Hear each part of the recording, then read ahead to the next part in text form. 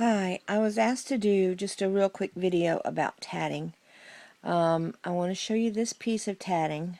I'm sorry it's kind of dingy, the ribbon is, but this piece here is over 100 years old. It belonged to my mother, and I keep it in my Bible. And, okay, this is the lace. I actually believe that this was made by my grandmother, for my mother, when she was little. But you can see how delicate it is. And it's made with thread that is a little smaller than crochet thread. It's called tatting thread. It's comes in little balls like this, and I think it's size 20 or 30, let's see. And it's made by Lily Crochet, Tatting and Crochet Thread. Anyway, I'm going to show you just real quick because I don't want to take too long. This is something that I've already started.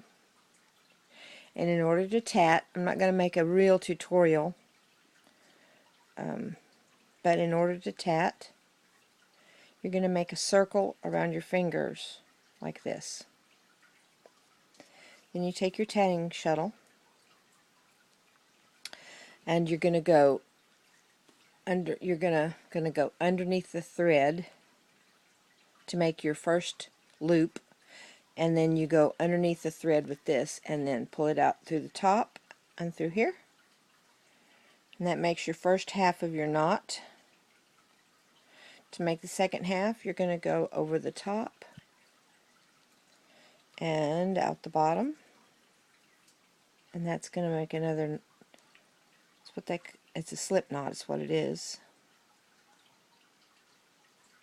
See, it slides on the thread. If you can see that loop that goes around my fingers, tightening up. Alright, it's important that that slides. If it doesn't slide, you've done something wrong. Alright, so I'm going to make 5 stitches. Okay, there's 1, 2,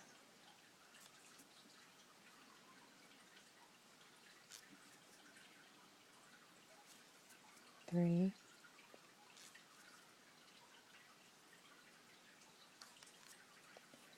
4,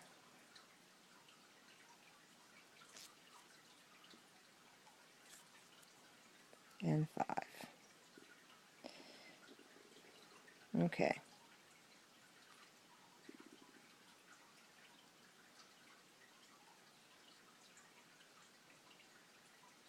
Now, to join these little things, I'm going to make a little clover flower kind of looking thing.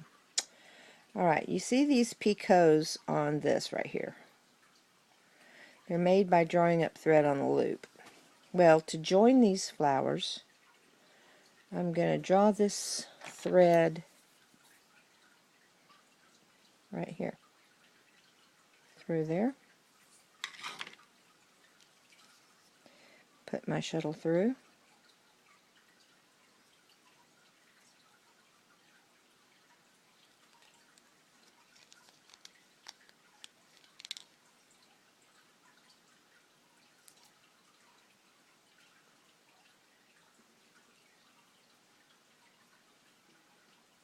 Okay. Now I'm going to do 5 stitches again. And then I'll make a picot, which is that little loop flower thing. There's 2.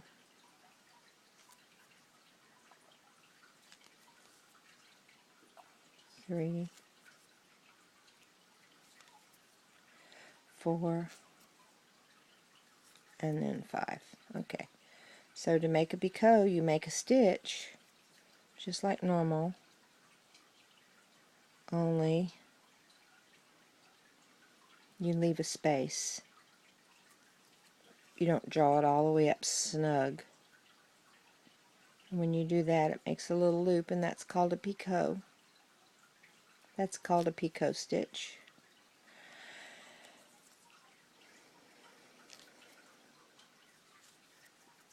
There's 2, 3, 4, and 5. Alright, now I need another picot because I'm making 3 picots. 1, 2, 3. So there's 1, 2. One of the things that you have to practice on when you're tatting is learning to make your picots all the same size. Sometimes you want a large picot like this. Sometimes you want a small one, which is just a little bump.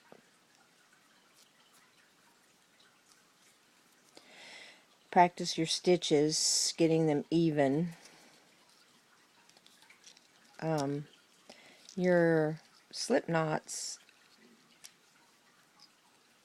are all going to be about the same size, but you need to get your tension right. You don't want them too tight. And you can count those knots. They're awfully tiny, but you can count them. So if I look at there, I see I made 2 knots. When I do an instructional video, I use bigger thread, and you can see it better. 3, 4, 5. Okay, so I've got 3 picots, 1, 2, 3, with separated by 5 stitches. Now I'm going to pull my thread and close the loop.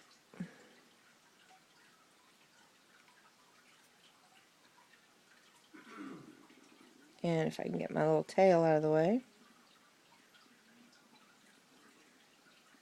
and I closed it up. Okay, there we go. Now I've got a little flower. So if you're doing a piece of lace that had little flowers all along it, there'd be your first flower.